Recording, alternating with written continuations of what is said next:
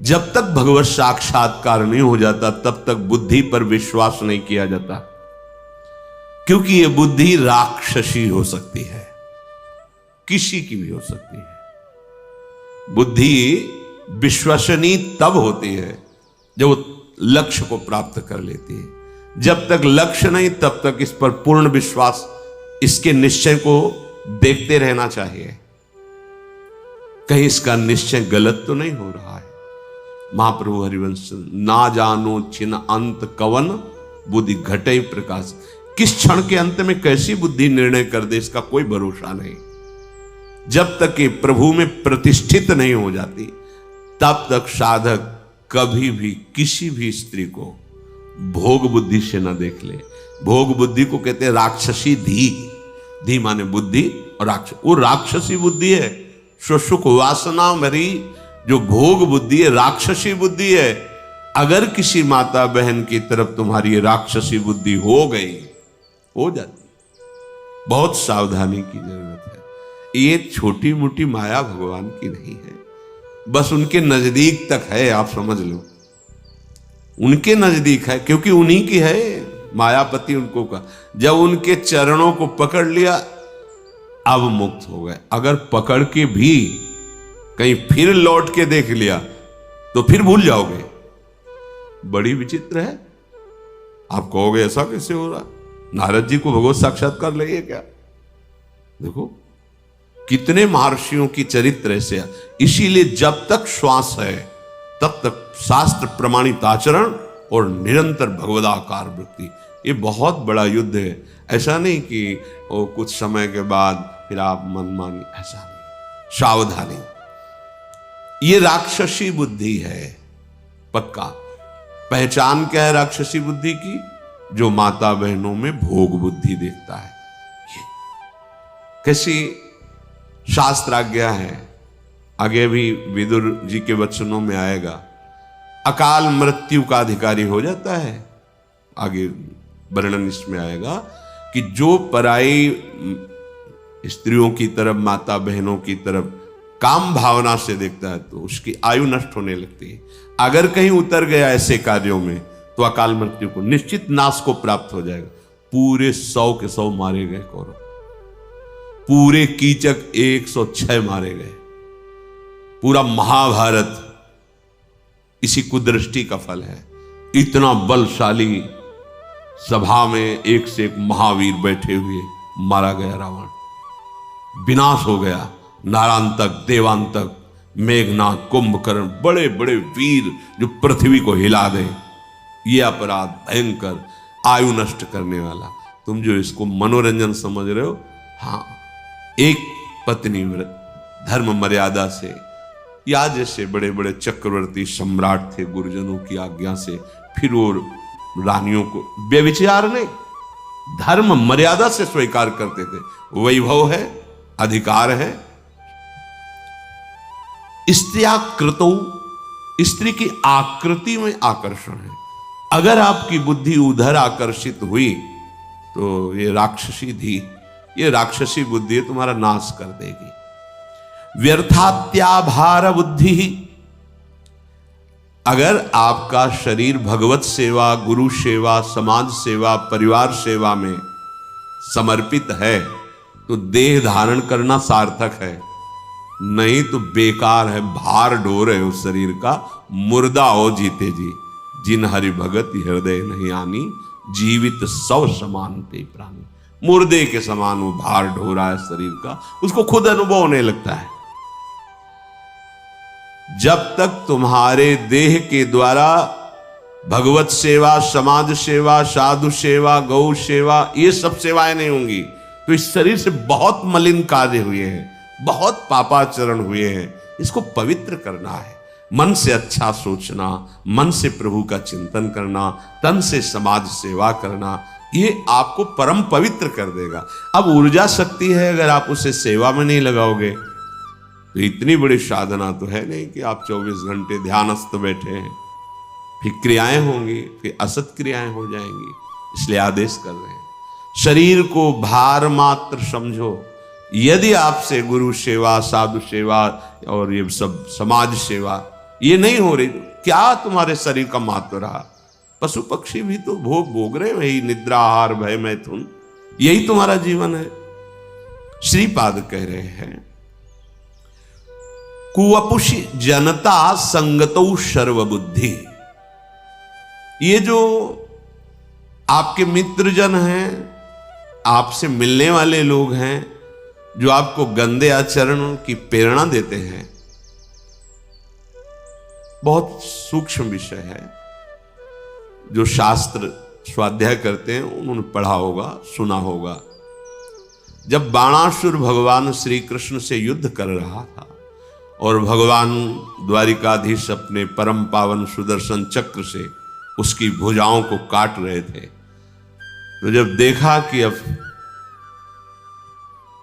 तो उसी समय उनकी कुल देवी दिगंबर होकर सामने आ गई। भगवान तुरंत मुड़ गए, दृष्टि नहीं पड़ने दी। वहां वर्णन आया कि ऐसी अवस्था में दृष्टि पड़ने पर सारे पुण्य नष्ट हो जाते हैं।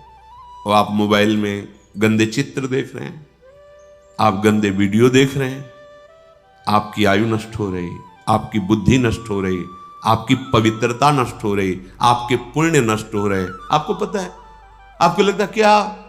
देखो, जब बुद्धि नष्ट होती, पवित्रता नष्ट होती, तो गंदे आचरणों में उत्साह बढ़ने लगता है। आप देखो, उस दृश्य को देखने के बाद उत्साह बढ़ता है कि नहीं?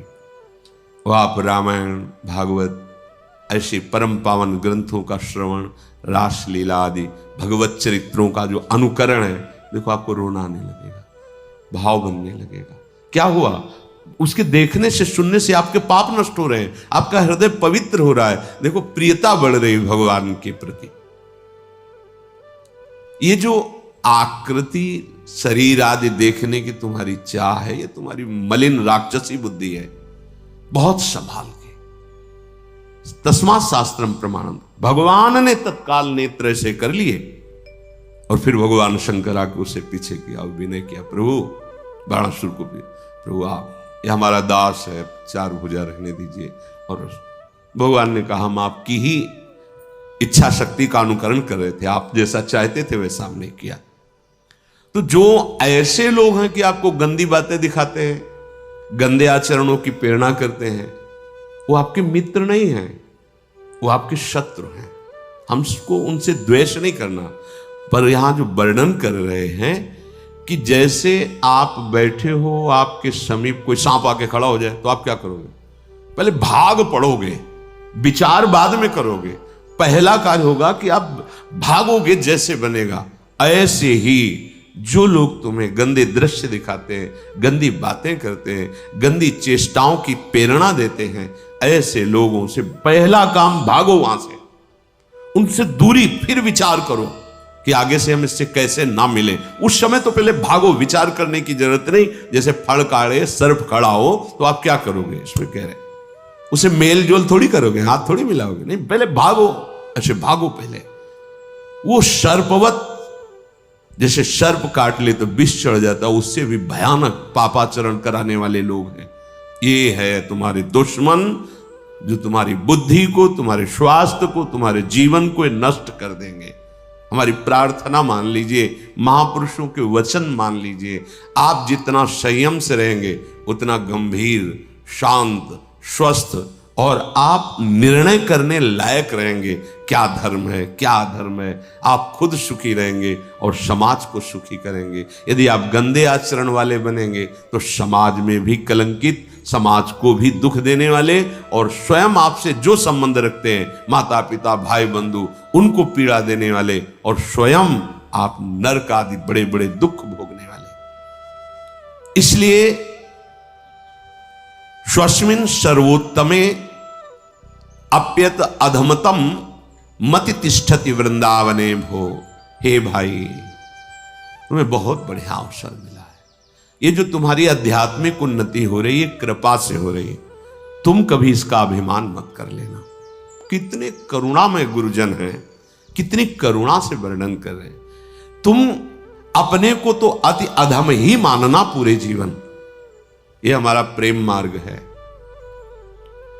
स्वस्मिन् सर्वोत्तमे, यद्यपि आप देख रहे हैं कि आप बड़ी उत्तम दशाओं को प्राप्त हो रहे हैं, आप जितेंद्रिय हो रहे, आप निर्विकार हो रहे, आपका हर समय भजन चल रहा है, बड़ा मंगलमय आपका स्वरूप हो रहा है, पर ये आपका किया धरा नहीं।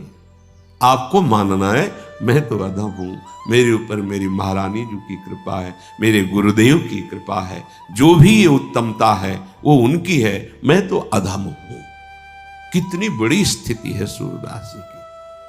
और वो कह रहे हैं कि मैं क्या बताऊं, मैं तो दोनों तरह से अंधा हूं, बाहर से भी नेत्र नहीं और अंदर से भी। और नेत्र इतने जोर के अंदर के है कि बाहर के श्री विग्रह की शोभा का वर्णन करते थे, जो प्रभु को पोशाक वही वर्णन करते थे। कई बार सबको भ्रम हुआ, पूछा कि आप सच्ची बताइए कि आपके बाहर के नेत्र वास्तविक नहीं दिखाई देता? तो वो कहते नहीं नहीं बिल्कुल नहीं दिखाई देता है। तो वो कह रहे हैं कि मैं क्या वर्णन करूं, मैं तो दुविधा आंधर हो, अंदर और बाहर दोनों से।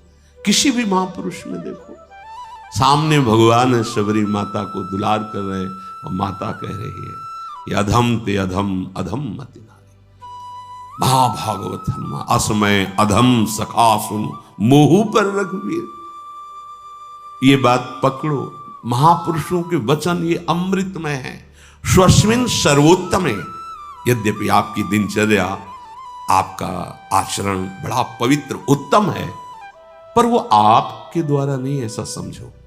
आपके ऊपर श्री जी की कृपा है, गुरु जी की कृपा है। और अपने को जब देखें तो अत्य अधमतम, मैं तो नीच हूं, पर मेरे ऊपर कृपा है तो मति तिष्ठति, आपकी फिर बुद्धि रुक जाएगी। कहां? बोले वृंदावने भो, वृंदावन के इस दिव्य वैभव में, जहां प्रिया प्रीतम सहचरी गण खगमृग पशु पंछी, जहां प्रेमानंद का कोलाहल हो रहा है, ऐसे सी प्रिया प्रीतम के समीप आपकी बुद्धि पहुंच जाएगी यदि इन आचरणों के द्वारा हम अपनी दिनचर्या, अपना जीवन, अपना विचार, अपना स्वभाव ऐसे बनाए। चलते हैं श्री धर्मराज का साक्षात स्वरूप श्री विदुर जी महाराज धृतराष्ट्र को उपदेश कर रहे हैं। धृतराष्ट्र जी को जब संजय जी ने आकर के कहा कि वास्तविक आपका बड़ा पापाचरण हुआ, क्योंकि आपने पांडवों के साथ जानबूझकर छल कपट और उसको बर्दाश्त करते रहे, और सभा में द्रौपदी जी का आना, ये सब आप निश्चित समझो आपके पुत्रों का विनाश हो जाएगा, क्योंकि आपने पाप का बीज बो दिया, उसका समर्थन किया है। तब विदुर जी को बुलाकर धृतराष्ट्र जी ने कहा मैं रात दिन जल रहा हूं, आप कोई उपाय बताइए जिससे मुझे शांति मिले। विदुर जी ने कहा, कुछ उपदेश कल सुने थे, बहुत अमृतमय, साक्षात त्रिभुवन का न्याय करने वाले धर्मराज ही बोल रहे हैं। क्षमा वशी कृतिर्लोके क्षमया किम न साध्यते, शांति खड्गः करे यस्य किम करिष्यति दुर्जना। हे महाराज, जो परम सुख चाहता है, परम शांति चाहता है, बहुत ध्यान से सुनना, वो क्षमा को धारण करता है। वही बलवान है जो क्षमा को धारण करता है। जो दंड दे देता, क्रोध करता है, लड़ाई झगड़ा करता है, वो बलवान नहीं है। बलवान है जिसने क्रोध दिलाया, अपराध किया, निंदा की, उसके प्रति क्षमा करना। ये क्षमा वशीकरण है। किसका? भगवान का। आप भगवान को वशीकरण कर लेंगे अगर क्षमा किया। देखो कैलाशपति बोल पड़े, उमा संत कहे यही बड़ाई, मंद करत जो करे। रावण ने लात मारी, विभीषण हाथ जोड़कर कह रहे तुम पितु सरे से भले ही मुझे मारा, राम भजे हितना। ये देखो संत है, ये साधुता है। भगवान प्रसन्न हो जाते क्षमावान के ऊपर। मानो वो क्षमा वशीकरण से भगवान को अधीन कर लेता है। ये क्षमा आपके लिए तो बहुत मंगलमय होगी, लेकिन जो सामने वाला उपद्रव कर रहा है उसके लिए उमा क्षमा साप होते भारी। आपको ऐसा सोचना नहीं, तभी क्षमा टिकेगी, पर इसका फल होगा। कोई कह दे कि अगर उसको दंड नहीं देंगे तो मनमानी आचरण करता रहेगा, नहीं, आपका क्षमा उसको दंड दे देगा। उमा क्षमा सापहुते भारी, अपने कर्म जाए अपकारी। वो अपकार करने वाला तो अपने कर्म से ही नष्ट हो जाएगा। तुमने जो क्षमा की वो सांप से भी बढ़कर उसको दंड देगी, पर तुम्हारा मंगल हो जाएगा। क्षमा से सब कुछ सिद्ध हो सकता है। क्षमया किम न साध्यते, तुम जो चाहो क्षमा से प्राप्त कर सकते हो। जब आप क्षमा नहीं करते तब आपका पुण्य भजन क्षीण होने लगता है, क्योंकि जो सोचोगे इसको दंड होना चाहिए, अगर वो दंड मिला तो आपकी पूंजी से जा रहा है ना वो, और क्षमा कर दिया तो पूंजी सुरक्षित और भाव भगवान को वश में करने वाला बन जाएगा। आप किसी को क्षमा करके देखिए, पर आप किसी और को क्षमा नहीं कर सकते, अपने को क्षमा कर सकते हैं। आप देख लो क्या दंड दिया आज तक आपने अपने को, कितने अपराध किए, कितनी गलतियां कर रहे हो, अपने को क्षमा कर रहे हो, और सामने वाले को उसकी छोटी सी गलती पर हाय हाय मचा दोगे। और आप यदि कहते हो कि क्षमा नहीं करना चाहिए, वो बढ़ जाएगा, तो धन्यवाद, आइए लौट के आप अपने ऊपर और दीजिए आप अपने को दंड कि आपने क्या गलतियां की। आप क्या गलती नहीं कर रहे, आप अपने को व्रत, उपवास, नियम, परिक्रमा ऐसे नियमों में बांधिए कि मुझसे गलती हो गई, अब इसको मैं क्षमा नहीं चाहूंगा, मैं अपने आप को दंड दूंगा। क्या दंड दूंगा? अब रोज 3 परिक्रमा वृंदावन की करूंगा, इसके बाद एक बार अन्न पाऊंगा, फिर देखूं कैसे मन बदमाशी करता है। अब माना जाएगा कि आप महात्मा हो। अपने को तो सब कोई क्षमा कर रहा है, और दूसरे के जरा से दोष पे हम टूट पड़ते हैं। नहीं, महात्मा वही है जो अपने को क्षमा ना करे, दूसरे पर शासन करने की जो वृत्ति है उसको क्षमा करे। अपनी मन इंद्रियों को जो धर्म के विरुद्ध चले तो क्षमा नहीं, इनको दंड देना है गुरुजनों की अनुमति के अनुसार। इतना जप करते थे, अब इतना जप करने के बाद ही भोजन पाएंगे। 6 घंटे सोते थे, अब 3 घंटे सोएंगे, यह है दंड। ठीक है, ये 2 बार 3 बार पाते, अब 1 बार पाएंगे, अल्पाहार पाएंगे। अब ऐसा साधना में, और ये उसके मन को शासन मिले। अब आप जो आपकी अध्यात्म गति बढ़ती, पर हम अपने को तो क्षमा करते चले जा रहे हैं, और दूसरे के लिए क्षमा शब्द आने पर तर्क रख देते हैं कि फिर तो बहुत बढ़ जाएगा। ये लौट के आप भी तो सोचो अपने लिए। जिसके हाथ में क्षमा और शांति रूपी तलवार है, तो संपूर्ण संसार उसके साथ दुष्टता करे तो भी उसको रोष या जलन नहीं दे सकता, क्योंकि क्षमा और शांति रूपी तलवार से वो काट देता है। ये विदुर जी साक्षात धर्म बोल रहे हैं। ये समुद्र पर्यंत सारी पृथ्वी में 2 प्रकार के लोग नष्ट हो जाते हैं। एक वो जो गृहस्थ होकर अकर्मण्य हो जाते हैं, कायरता धारण करके कार्यों में, कर्तव्य कर्मों में प्रवृत्त नहीं होते। फिर क्या होगा? फिर अकर्तव्य कर्मों को करोगे। इसीलिए इस साधना से, महापुरुषों के वचनों से, कि वो ऊंचाई नहीं प्राप्त होती, पर साधना से असाधन छूट जाता है।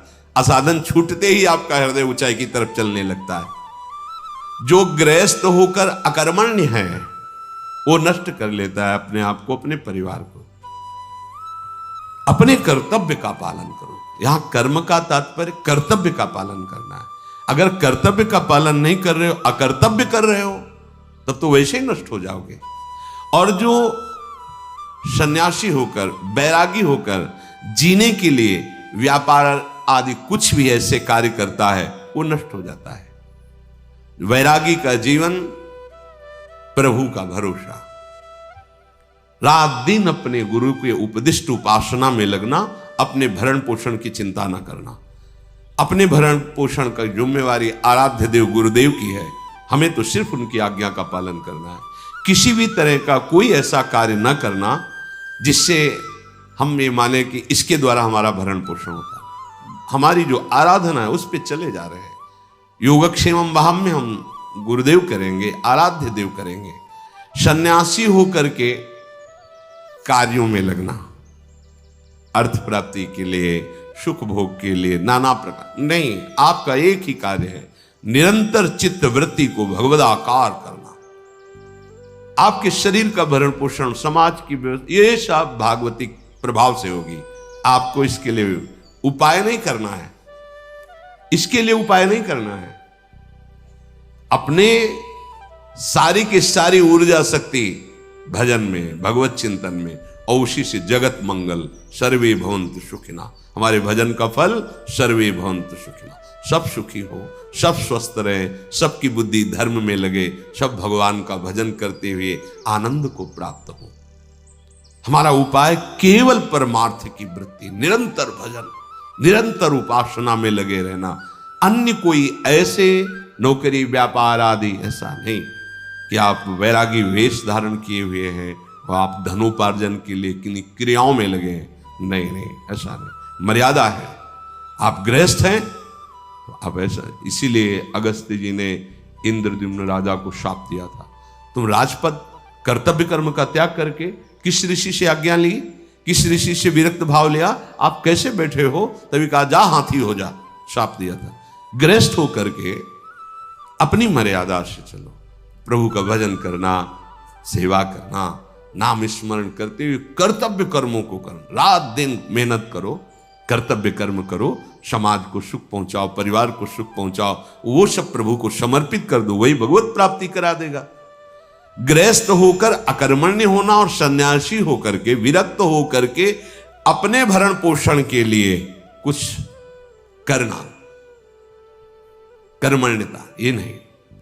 वैरागी तो निरंतर चेतना जागृत से लेकर मृत्यु तक हमारा एक ही उद्देश्य है, तपस्या, भजन, शांति, सारे जगत का मंगल। ये हमारी सेवा, ये हमारी सेवा है। इसके लिए नहीं कोई बड़े परोपकार, ये परोपकार नहीं, ये हमारी सेवा है, हमारे मालिक का आदेश है। खूब भजन करो, संयम से रहो और सबका मंगल, सब जगत का सुख का हेतु बनो। विदुर जी कह रहे हैं, जो कठोर बोलता है, दुष्ट पुरुषों का आदर करता है, वो पतित हो जाता है। जो कभी कठोर नहीं बोलता, दुष्टों का संग नहीं करता, वो इस लोक में भी और परलोक में भी आदर पाता है। जो शक्तिशाली होने पर क्षमा करता है और बहुत धन ना होने पर भी दान करता है, दूसरों की सेवा में लगाता है, देवता लोग इंतजार करते हैं कि वो कब आएगा हमारे स्वर्गलोक में। न्यायपूर्वक उपार्जित किए हुए धन के दो दुरुपयोग हैं। अपात्र को दे देना, धन बहुत सोच समझ के देना चाहिए। भोजन और पानी किसी को भी दे सकते हो, प्राण पोषण करने वाले अंदर भगवान बैठे, लो खाओ, भोजन पालो, कोई भी आए दे दो। धन देने के लिए विवेक की आवश्यकता है। अपात्र को दिया हुआ धन आपकी दुर्गति करवा सकता है।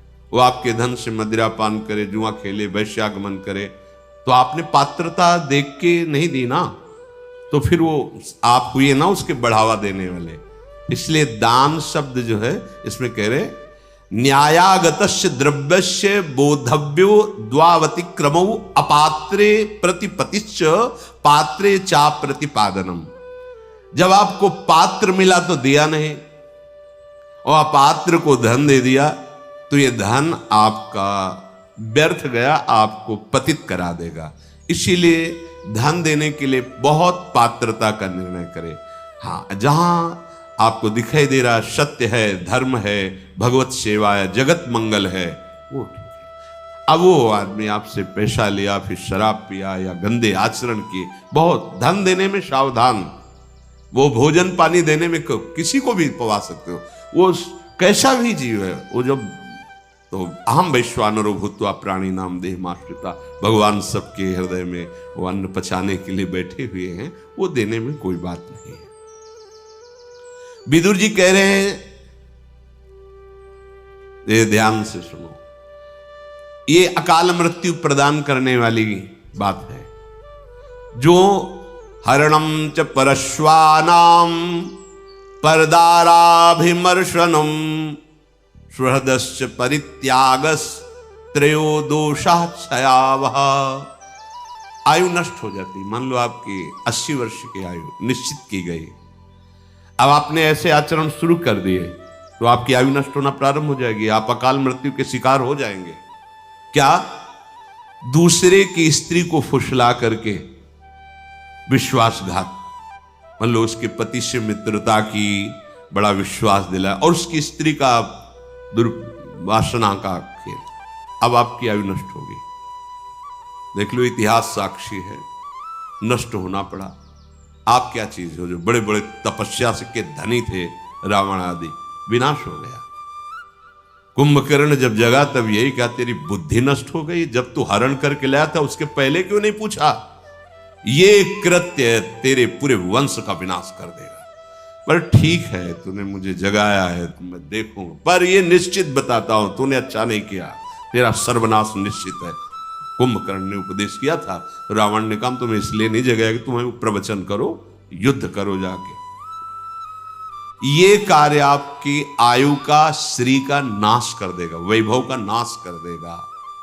आपको अभी लगता है कि नहीं, कहा नाश हुआ, मनमानी कर, आने दो, बीज बो गया है, थोड़ा अंकुरित होने दो, फिर तुम्हें खुद पता चल जाएगा।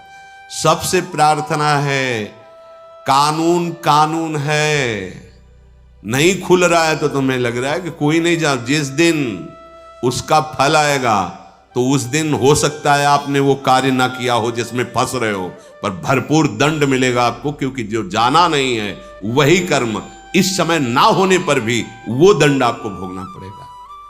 ये वो ध्यान से, इसलिए हम रुक के बोल रहे हैं। विदुर जी महाराज साक्षात त्रिभुवन के न्यायाधीश हैं। धर्म, पापियों के लिए यम और धर्मात्माओं के लिए धर्म, यही त्रिभुवन का न्याय करते हैं। ये न्याय विभाग है, जैसे धन विभाग कुबेर जी, जल विभाग वरुण देव जी, वायु विभाग अग्नि विभाग, ऐसे ही ये न्याय विभाग है हमारे त्रिभुवन का। उसके अधिपति हैं धर्मराज स्वयं। वो स्वयं विदुर जी के रूप में मांडव ऋषि के हिसाब से स्वयं पधारे हुए निर्णय कर रहे।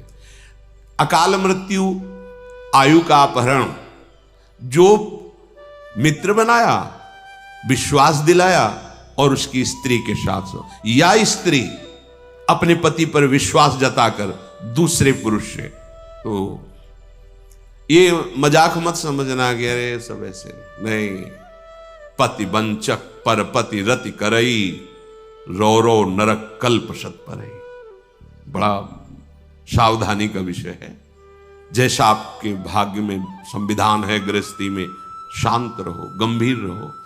ये कुछ नहीं है इधर उधर रूप रंग देखकर जो मनमानी आचरण, ये तुम्हारी आयु को, तुम्हारी श्री को नष्ट कर देंगे। दूसरे को विश्वास दिलाकर उसके धन का अपहरण कर लेना, विष दे देना, मार दिया, धन ले लिया, छीन लिया आदि। और संत जनों की अवहेलना करना, जो सुहृदस्य आपको अपने परिवार जैसा दुलार करते हैं, आपको अपनी आत्मा जैसा दुलार करते हैं, वो आपको जो उपदेश कर रहे हैं, आपको जो शासन कर रहे हैं, वो आपके मंगल के लिए, आप उनकी आज्ञा को उल्लंघन, अपमान, अवहेलना, आपकी आयु श्री सब नष्ट हो जाएगी। साधु अवज्ञा तुरत भवानी, कर कल्याण अखिल के हानि। जो इन दोषों से युक्त होता है, अतिमानोति वादश्च तथा त्यागो नराधिपो, क्रोधश्चात्म विधित्सा च मित्र द्रोहश्च तानिषत्। एत एवाशयस्तीक्ष्णा कृंत्या युंश देहिनाम, एतानि मानवान घृणंती न मृत्युर्भद्र मस्तुते। जो हर समय अभिमान में भरा हुआ चेष्टा करता रहता है, उसकी आयु नष्ट हो जाती है, अकाल मृत्यु को प्राप्त होता है।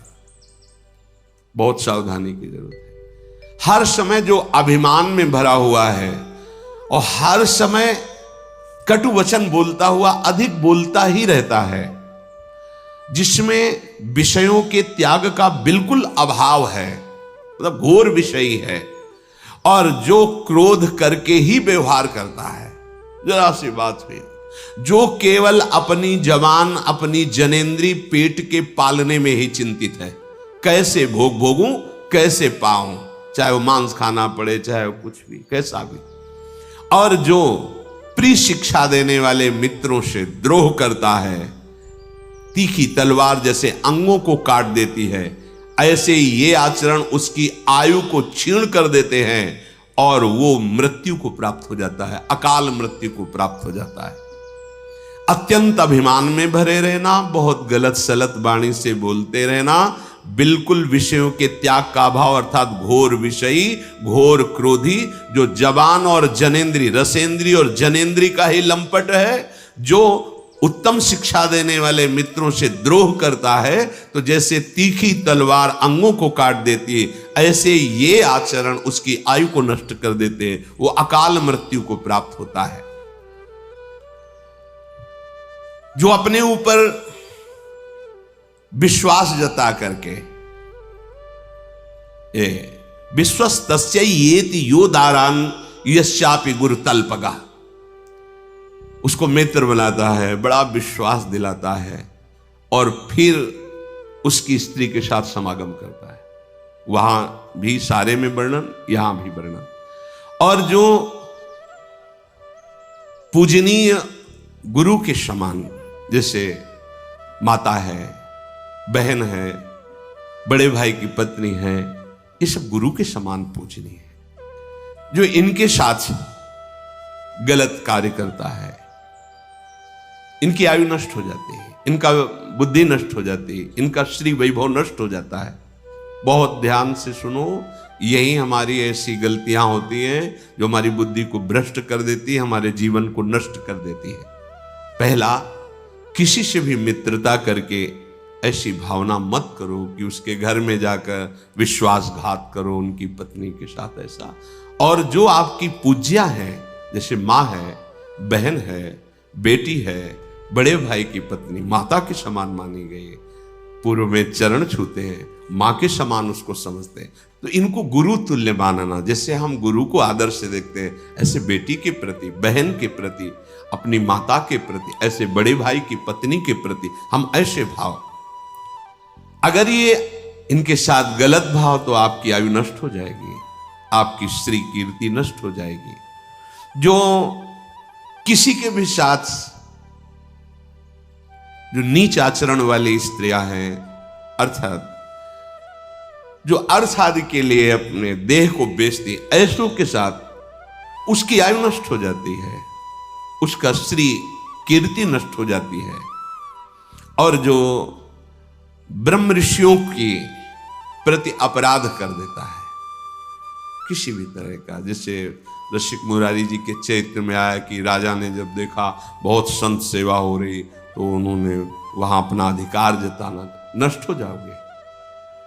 जो भागवत धर्म की सेवा में भागवत भाव को प्राप्त हुए जन है, तो सारा वैभव उनके चरणों में लुटता है।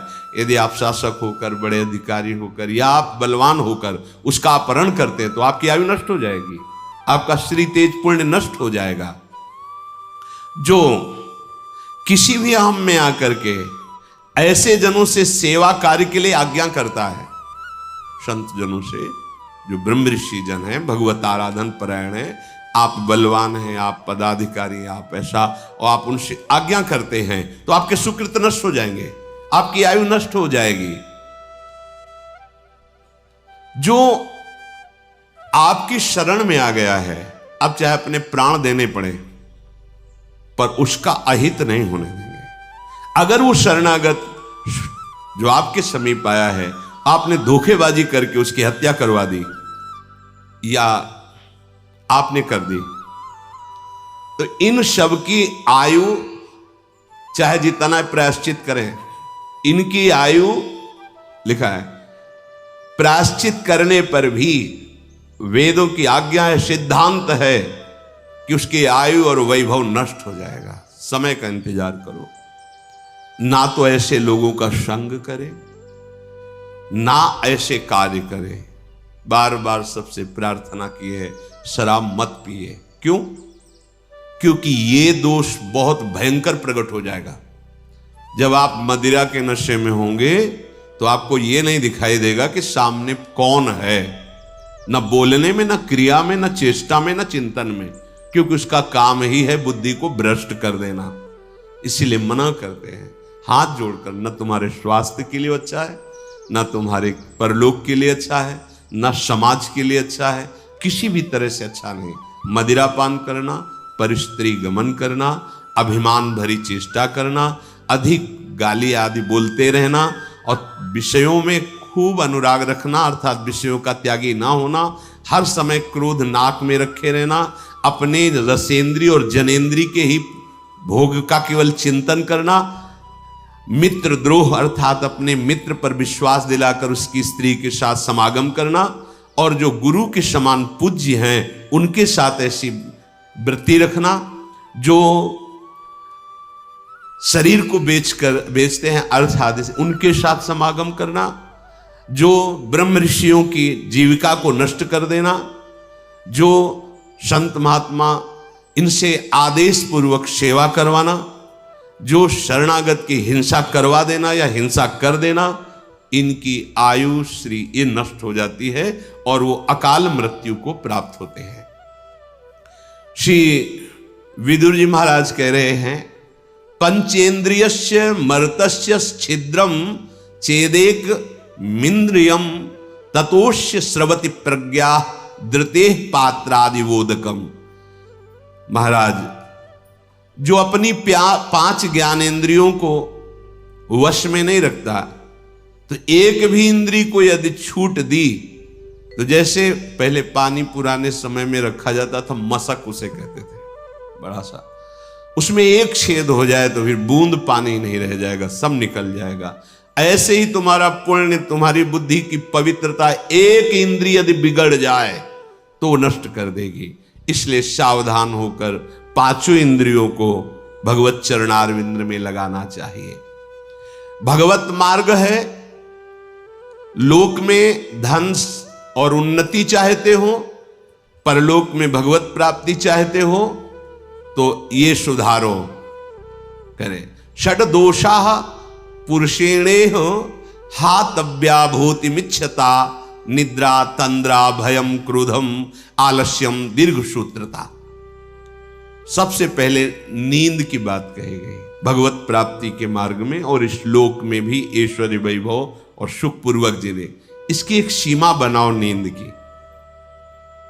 कोई तो ऐसे महापुरुष हैं कि मतलब भोजन पाके सोते ही रहना, मनो समाधि में ही रहते। क्यों जीवन व्यर्थ करते हो? केवल जो नींद ली जाती है अपनी इंद्रियों को नवीन चेतना देने के लिए। ये कोई सुख नहीं है कि आप 8 घंटे 20 घंटे 10 घंटे पढ़े। ये जीवन पढ़ने के लिए मिला है। अरे खूब नाम जप करो, अच्छे कार्य करो, समाज सेवा, देश से, इसके लिए शरीर मिला है। ये छूट जाएगा इसको। ये जो ऐसे दुलार करके शरीर को रख रहे हो आप, इसकी गति क्या होगी जानते हो? सड़ जाएगा, जला दिया जाएगा। काम निकाल लो, काम। ऐसे शरीर को प्रयोग करो जैसे कंजूस आदमी किसी नौकर को लावे, वो 8 घंटा के बाद उसको 500 रुपया देने हैं, तो कोशिश करेगा कि 10 घंटा ले, इससे और काम ले ले। ऐसा प्रयोग करो इस शरीर से। कम इसको नींद दो, जितने से आपकी इंद्रियां चेष्टा युक्त रहे, प्रमाद ना आवे। शास्त्रों में संतों ने अनुभव किया, जो अधिक श्रम करते हैं 6 से 7 घंटे बस। अधिक श्रम वालों, साधकों के लिए तो 5 घंटे बहुत पर्याप्त है, और उत्तम साधकों के लिए 3 घंटे। और जब भजन में वृत्ति तदाकार होने लगती तो तमोगुण का नाश हो जाता है। फिर तो उठते बैठते चलते फिरते इंद्रियां कभी श्रमित होती ही नहीं, क्योंकि कबीर कहे हम राय ठिकाना, ठाड़े बैठे परे उताना। कबीर कहे हम राय ठिकाना, परम विश्राम इंद्रियों को भगवान के चिंतन में मिलता रहता है। तो उपासक को जो इस लोक में ऐश्वर्य वैभव सुख शांति, परलोक में भगवत प्राप्ति, तो नींद का एक समय रखो। अब तो प्रणाम है भाई, आज की दिनचर्या 10-10 बजे तक लोग सोते हैं। 10 बजे तक कैसा मतलब कलयुग का प्रभाव पड़ गया है, और उसे आप अपनी दिनचर्या बताते हैं 10 बजे सो के। मतलब नींद खुली तो सूर्य मध्याह्न की तरफ जाने वाले हैं। अब उनका दिनचर्या, जब सारी दिनचर्या संपन्न होने का समय होता है मध्याह्न विश्राम का, तब उनकी नींद खुलती है। कैसा स्वभाव बनता चला जा रहा है। अरे प्रातःकालीन बेला पर उठ करके देव आराधन, गुरुजनों का आराधन, भगवत आराधन, फिर पूरे दिन सेवा, फिर समय से शयन कर लिए। सेवा करने वाले जो लौकिक सेवाओं में हैं 7 घंटे, 6 से 7 घंटे बहुत पर्याप्त है, इसके आगे नहीं। भागवतिक सेवाओं में जो है 5 से 6 घंटे। और जो उत्तम साधक है बस 3-4 घंटे, इससे ज्यादा नहीं। अगर इससे ज्यादा तो फिर आप प्रमाद कर रहे हैं। दूसरी बात, तंद्रा, अब बार बार जमुआई ले रहे हैं। अब एक समय सो लिया बस ठीक है, ज्यादा इससे कब माला छूट गया पता नहीं। हाँ, माला चल रहा है, माला छूट रहा है, ऐसी साधना नहीं होती। ठीक से बैठो, पानी पास में रख लो, ऐसी स्थिति आवे चेतना जागृत करो, अभ्यास कर लो। फिर तो अब अगर मनाओ भी ना कि आ जाए नींद फिर वो कहती पहले में बहुत तुम परेशान क्यों, हम तुम्हें परेशान करेंगे, अब आएंगे ही नहीं ना भाई। राधा राधा राधा, इसको एक बार आप कब्जे में करो तो फिर ये नाराज हो जाती है, नींद नहीं आएंगे, पड़े रहो तो अपने को तो अच्छा है, तुम मत आओ राधा राधा राधा राधा राधा। हाँ, तंद्रा, इससे बचो, ये सत्संग में भी आपको परेशान कर देगी, माला जपने में परेशान कर देगी। बिल्कुल बिल्कुल, ये बहुत, चाहे जितना सो, ये बहुत बड़ा दोष है। अगर आप स्वस्थ हैं तो मेरुदंड सीधी रखें, दोष बिल्कुल नहीं होगा। और वैसे झुक के, वैसे मतलब जैसे बूढ़े लोग बैठते हैं और कुर्सी में, सब स्वस्थ है लेकिन कुर्सी में बैठना है। अरे काहे को बैठे हो कुर्सी में, ये शरीर किस काम का? वृद्ध हो, तुम्हारी टांग टूट गई है, तुम्हें दर्द हो रहा है, वो तो बैठ जाओ। अब नहीं हो तो इतना क्यों खाते हो, इतना बड़ा पेट कर लिए कि आपको कुर्सी में बैठना पड़े। हम जमीन में बैठो, नीचे बैठकर भगवत चर्चा सुनो, स्वस्थ है, भगवत चिंतन में, भजन में कुर्सी की जरूरत। अरे भाई होश में रहो, दैन्य भाव धारण। अगर आपको शरीर अस्वस्थता नहीं है, बोले टांगों में दर्द होता है, क्यों इतना वजन बढ़ा रहे हो? भजन बढ़ाओ। हाँ, मतलब मूंग की दाल है, रोटी, घिया की सब्जी, अभी देखो सब गैस खत्म हो जाएगी। जो चीजें पेट को, लीवर को खराब कर रही है वो जमा है, पर ठूस ठूस के खाना है तो चर्बी पेट की चौड़ी होती चली जा रही है। अब ऐसे बैठेंगे तो वजन बढ़े और वो परेशानी। कुर्सी में दीवार में, एक दीक्षा ले आए, पहले उनके लिए कुर्सी लगे, क्यों भैया? बोले थोड़ा शरीर भारी, नीचे नहीं बैठो। नहीं, मंत्र लेने आए उनके लिए, पोसा नीचे बैठो, तुम्हारा हाथ पैर टूटा है। बोले नहीं, हमका नीचे बैठो, मंत्र ले, नीचे बैठो। शिष्य बनने आए हैं, पहले उनके लिए आसन लगाओ। अब गुरुजी मंत्र दे रहे हो से, हाँ ये शिष्यता है। अरे भैया यहाँ तो बहुत, इसीलिए ये जो तंद्रा है इस पर सावधान रहो। आप ये समझो कि आपको जो समय मिला बड़ा दिव्य है और ये तंद्रा आपको परेशान कर देगी। बिल्कुल सावधान। ये जो आपकी गांठों में दर्द होता है, आप वायु रोग जो हो गया है, अपच के कारण होता है। आप ऐसे वायु बढ़ाने वाले पदार्थ पाते हैं, आपको उसका ज्ञान है नहीं, तो वायु बढ़ती चली जाती, चर्बी बढ़ती चली जाती। काहे को इतना परेशान? सीधे सरल भोजन पाओ, सात्विक भाव पाओ, अल्पाहार करो और थोड़ा चलो, व्यायाम करो, तो आप इन दोषों से बच जाएंगे। मानिए बात। अब यहां से ठसाठस भरता चला जा रहा है, समय से जो नित्य क्रिया शौच आदि वो हो नहीं रही है, क्योंकि पानी पर्याप्त नहीं जा रहा, व्यायाम नहीं हो रहा, उचित आहार नहीं जा रहा है, तो अब फिर होगा क्या? फिर यही परेशानी आएंगी। तो भगवत मार्ग क्या, लौकिक सेवाएं भी आपसे नहीं हो पाएंगी।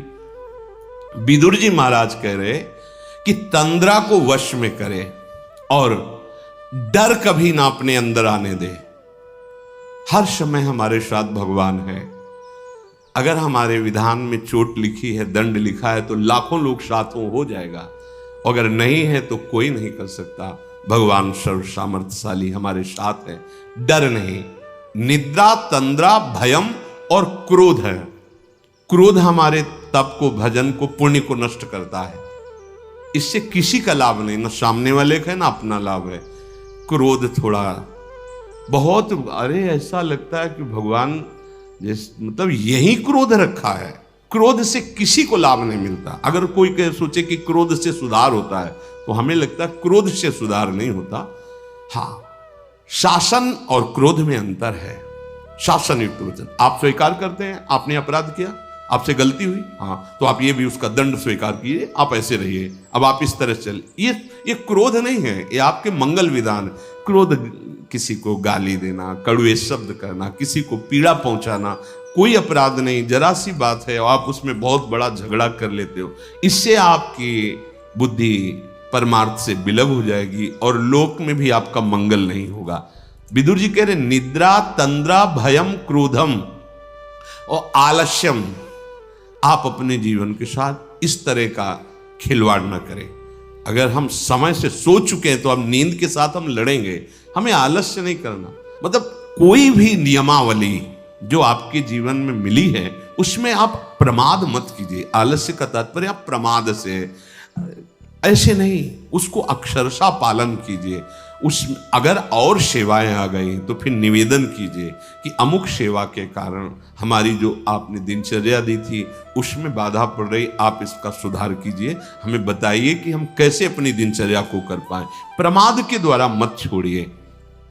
दीर्घ सूत्रता, कहा था ना कि अगर एक दिन पूरा न हो तो 2 दिन से उसको पूरा कर लेना चाहे, तो आज नहीं करते हैं या आगे अपने वर्तमान की सेवा और भजन को आगे के लिए टाल देना, ये लक्षण भगवत प्राप्ति में बहुत बाधक है और लौकिक उन्नति में भी बाधक है। मनुष्य को परम मंगल प्राप्ति के लिए ये समझ लेना चाहिए कि उसका परम मंगल सत्य से ही होगा। असत से किसी का परम मंगल नहीं हो सकता। विदुर जी कहते हैं सत्य से कमाए हुए धन के द्वारा अगर सुख चाहते हो तो दूसरों को सुख पहुंचाने की चेष्टा करो। पशु पक्षी साधु महात्मा देवता भगवत आराधन, ऐसा नहीं कि आपने जो कमाया वो केवल अपने ही भोग के लिए, नहीं, ये शास्त्रीय सिद्धांत है। और कर्म में प्रवीणता पूर्वक लगना, जिस कार्य में लगो बहुत एकाग्र होकर पूरा करके ही छोड़ो। अधूरा कार्य करने वाला स्वभाव नहीं होना चाहिए। जिस कार्य में लगो, भले सांसारिक कार्य है पर हम अपने प्रभु के लिए कर रहे हैं। तो आप एक अध्यापक हैं, अच्छी पढ़ाई, जितना आपको ज्ञान है वो, आप एक डॉक्टर हैं, अच्छी दवा कीजिए, पैसे पर ध्यान मत दीजिए। आपकी जितनी योग्यता है मरीज को सुख पहुंचाइए। जहां जहां जिसको जो सेवा है वो कह रहे हैं कि कर्मण्यता, एकाग्रता पूर्वक, प्रवीणता पूर्वक, किसी अन्य प्रभाव से नहीं, आपका कर्तव्य कर्म है। जैसे अब कोई गरीब आदमी, उसके पास पैसा नहीं है और बड़े रोग से ग्रसित है, और आपके पास खूब पैसा है, आप डॉक्टर हैं, तो आपको चाहिए कि आप उसको पैसे की प्रधानता रख करके निकाल दें। ऐसा ठीक नहीं है। भगवान ने आपको धन दिया है, आपको बुद्धि दी, आप में योग्यता दी, आप 4 लोग मिलकर उसका सहयोग कीजिए, स्वस्थ कीजिए।